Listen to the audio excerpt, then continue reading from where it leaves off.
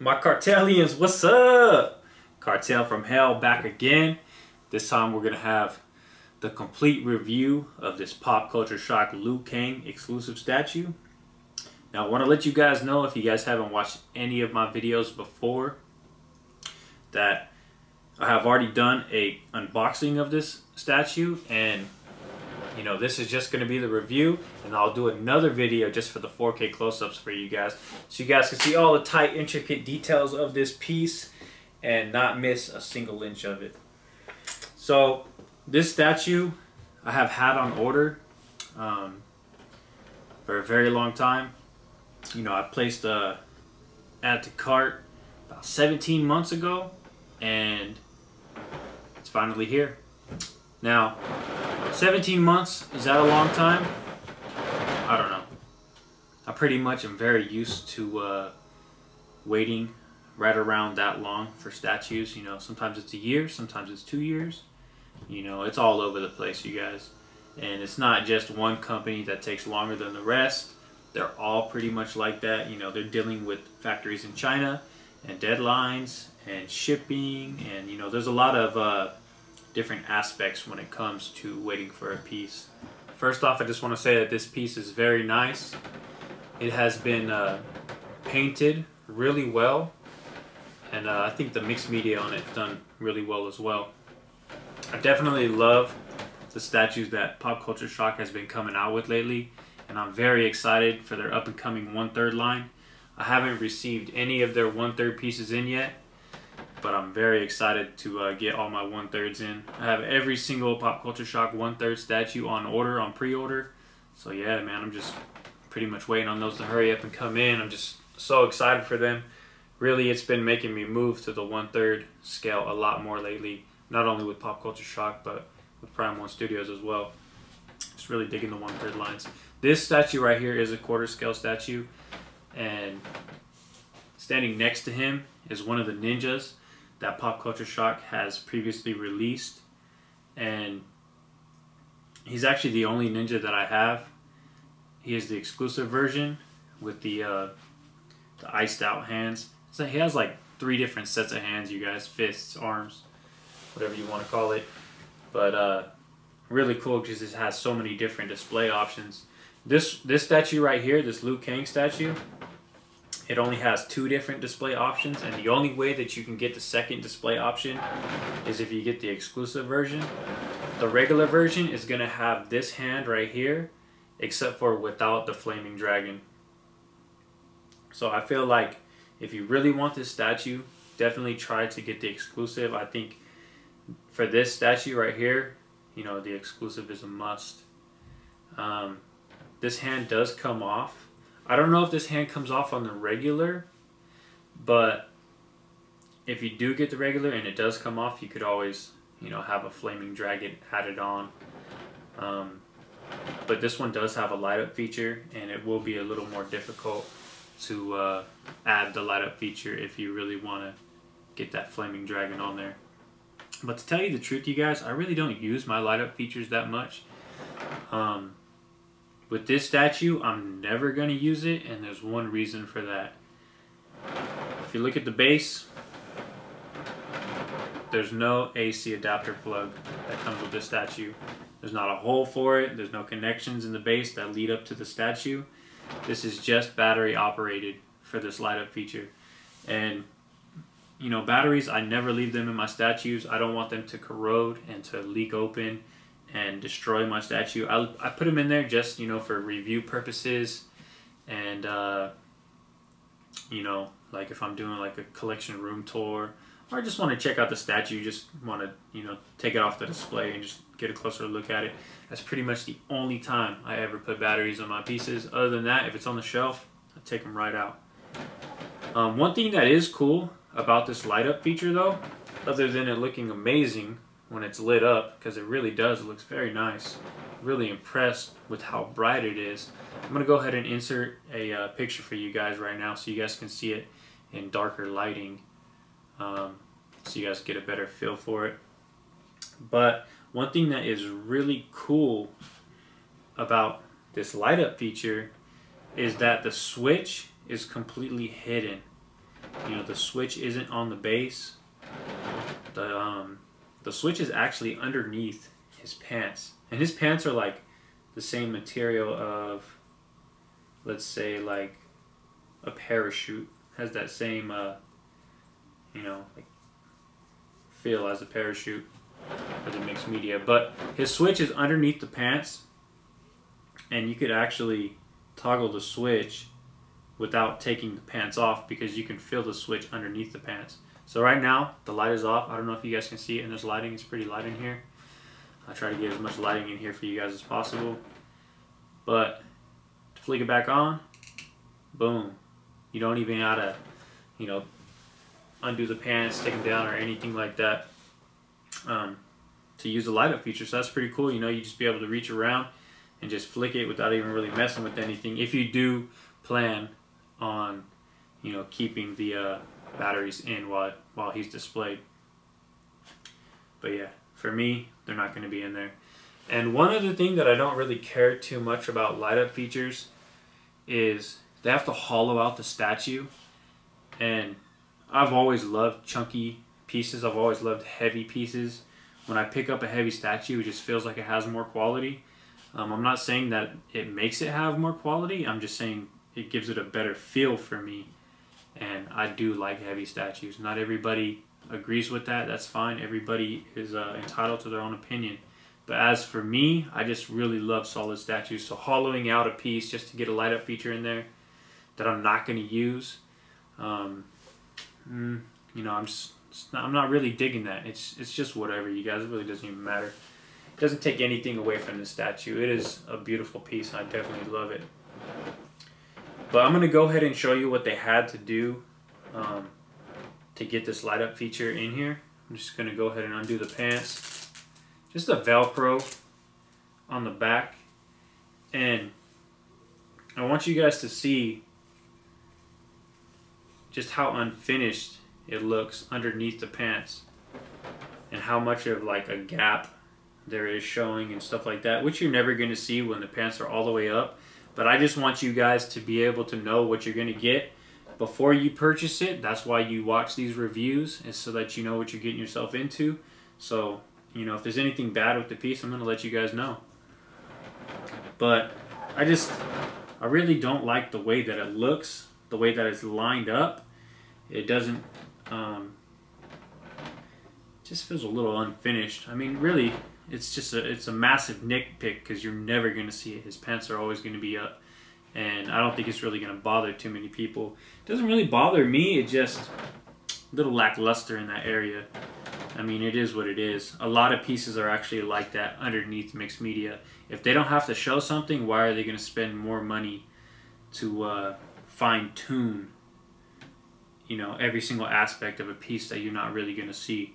But because you do see it, and you do have to plug in the batteries in this little terminal area right here, you know, actually seeing it is just whatever. Just not really feeling having to look at that. Just doesn't impress me. But the rest of the statue is really nice. Just like I said though, you guys, you know, a lot of pieces are like that underneath mixed media. That's why I am a fan of fully sculpted pieces, when they can get the fully sculpted pieces to look like mixed media. You know, when they sculpt it so well, it's masterfully sculpted to where it fools you to think that you're really looking at mixed media. That really impresses me. I love that more than mixed media. Some pieces are really nice with mixed media though, like the Joker, you know, stuff like that. Something where, you know, they're wearing like suits and suited and booted. You know what I mean? But I don't know. I like both. I can't lie. I do like both. Obviously, I have both in my collection, but just I'm a little, you know, tipping in the favor of fully sculpted pieces. Plus, I really love when pieces are painted very nicely. I just want to be impressed, you guys. I want to be wowed. And, you know, at these price points for these statues, why not, right? But the rest of the piece, you know, the paint's very nice. The skin tone is very nice. The sculpt is very beautiful. You know, the musculature. One thing about Pop Culture Shock, if you guys don't know about Pop Culture Shock, their musculature and their pieces, you know, it just can't be topped. The way Jerry sculpts his statues and his musculature, it's out of this world, you guys. It's very nice. They definitely take a lot of time with the musculature on the sculpts. They do a very good job with it. And yeah, the skin tone's very nice too. And you can't really see it with the naked eye, just in regular lighting. But if you shine a flashlight on it, and the only reason why I did that is because I wanted to see if it did have different layers to the paint, which it obviously does. You know, there's a lot of different shading and layers in the paint, different layers of paint. But at the same time, there's a lot of like variations in the skin tone with freckles and just imperfections in everybody's body. You know, little like sunspots and stuff like that. They've really added that in this piece and packed it all over the place. And even though you're not going to see it to the naked eye, just know that it's still there. It's very cool, and it's all over, you guys. Everywhere where his body is showing, they've really packed it in there. It's not anywhere down here because it's all covered up, but you know, his upper half all has those little freckles and tiny sunspots everywhere.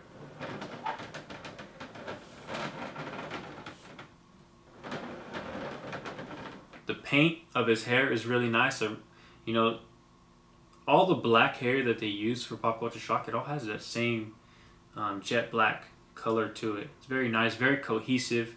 It ties a lot of their pieces together and makes them look very similar.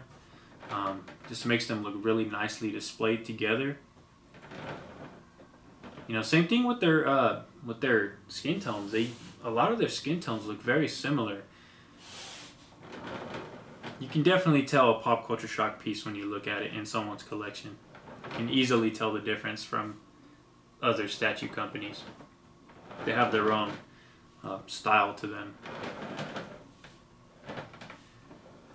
Now, one thing I did notice on this piece is that his eyebrows are actually decals, and you can't really notice it to the naked eye, just like the variations in the skin with the sunspots and the freckles. But because I had the flashlight to look for the different variations in the skin on the paint, I was able to see the silhouette of the decal on his eyebrows. The decals do look very nice though. The decals make it to where you can see every single individual strand in his eyebrows. And if you catch it at a certain angle, the light kind of shines off of the decal. So I would always like to see, you know, painted on eyebrows. Not only painted, but sculpted in a little bit, just to give it some texture in there, and then painted on there as well. It doesn't have to be crazy. They're just eyebrows, but I'm used to seeing that, and that's what I like. The eyes are done very nice. No googly eyes or anything like that. And he also has a little bit of gloss on his lips, and his ears are fully sculpted all the way down to the ear canal. Very nice. Now, one thing I have noticed on this statue, on mine, the line from his hair to his body, it's not 100%. It's passable. You know, it doesn't take anything away from the piece, and you can't notice it. You can't even notice it like from like right here. But if you really get in there, just like any hand-painted piece, you know, you're going to see little variations in the paint that aren't 100%. But I have a little area in mine in between individual strands of hair where you can see some of the body paint. And I'm sure mine is probably the only one that has that little issue. Really not an issue, it's just, you know, someone didn't get in there as good as they should have. They probably would have had to get there with just like a little toothpick with a little dab of paint on it just to get that little extra touch in there. But I'm going to go ahead and show you guys that in the 4K close-ups in my other video. Try to give you guys, you know, the good, bad, and the ugly with any piece. I have nothing to hide here. You know, the statue is what it is. And I'm not trying to bash on any companies or anything like that. I just want you guys to know exactly what you're buying. Obviously, I love Pop Culture Shock. I love the statues that they produce, or else I wouldn't have any. Yeah, just like I said, you know, it's just something I want you guys to be able to know is a possibility that might happen with your piece if you get it in before you get it in. But yeah, like I said before, you know, the musculature and sculpt on the body is very nice. The hair, they've sculpted the hair very nice too, and I feel like they didn't need to individually sculpt each and every single strand of the hair, which they did not do here, just because, you know, it's from a video game and you're not going to see all of that. You're not going to see the hair down to every single, you know, strand individually from an older video game. It's just not going to happen. I mean, there is a lot of detail here you're not going to get in the video game at all, really. But obviously they have to do their own take on it just to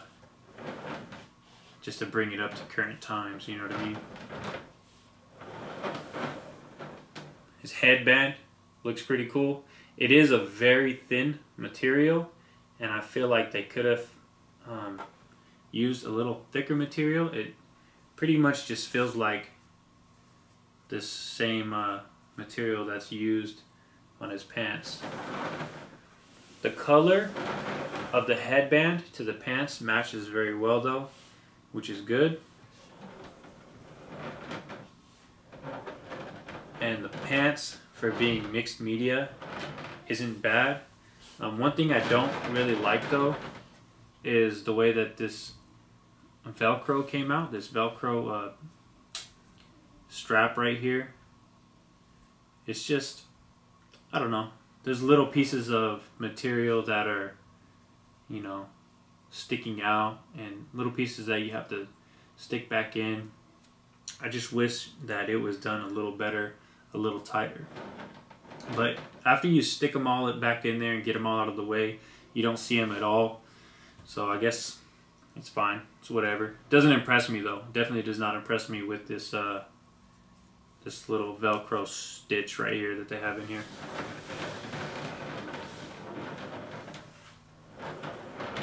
On his gauntlets, he has some like metal buckles that are all fully sculpted on there.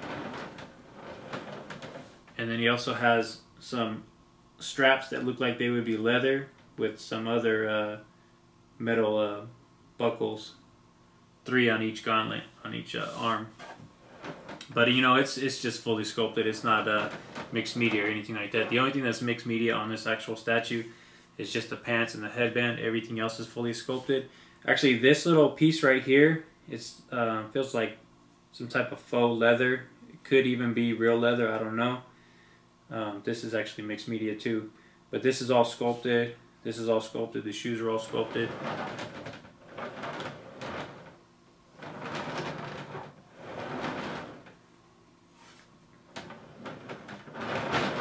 He also has these socks that are sticking out of his shoes slightly.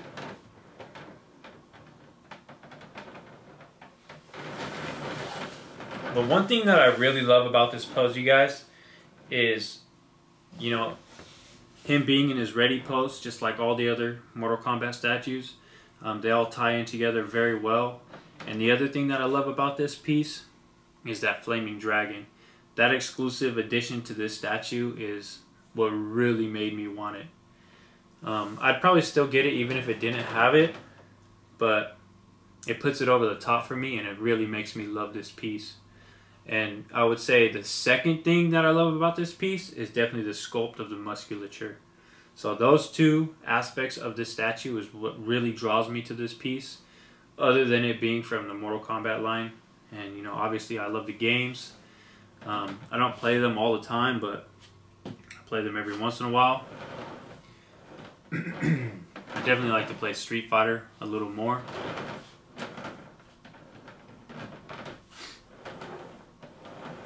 And another really cool thing that they've done with this statue that they do on a lot of their statues is they like to sculpt in a lot of veins on the body and also paint in some of the veins, so you can see some of the veins shining through with like a little bluish greenish hue that pokes out throughout the statue.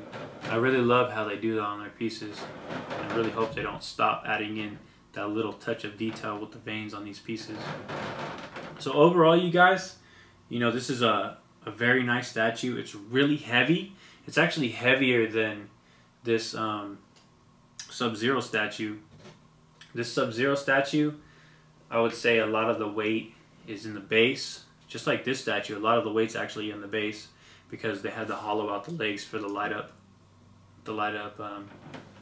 features of this statue.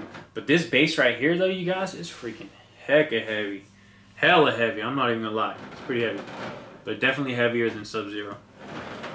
So go ahead and stay tuned. If you guys haven't subscribed already, go ahead and subscribe.